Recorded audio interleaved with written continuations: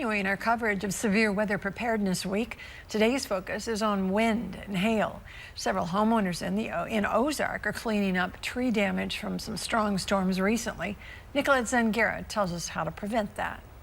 Outside, looked out the front door, and there's tree branches hanging off of my front porch roof. KY3 photojournalist Ethan Harrison woke up to a crashing sound early Wednesday morning. After scoping out the area with a flashlight, he saw his neighbor's trees torn apart by high winds as well. There was a considerable amount of tree limbs on the roof, all over the front bushes and landscaping. While many fear tornadoes, wind can do a great deal of damage by itself. This is especially true if you have loose items in your yard, like lawn chairs, which can become a projectile. You can also take items much like a trampoline, and the wind catches underneath that and it can blow it into your house, break windows, do other kinds of damage like that. We've talked a lot about wind, which has to do with the downdraft in a storm cloud, but now let's talk a little bit about hail, which has to do with the updraft, or the winds flowing into the storm cloud. What happens is a little water droplet gets swept up high enough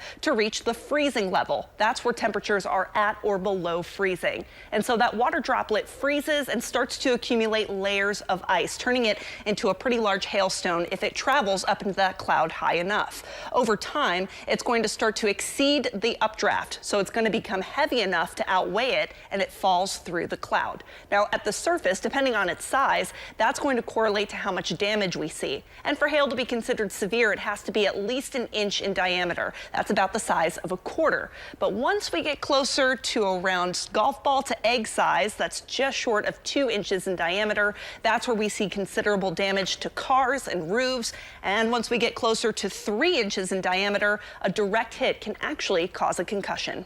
Reporting in the studio, Nicolette Zangara, KY3 News.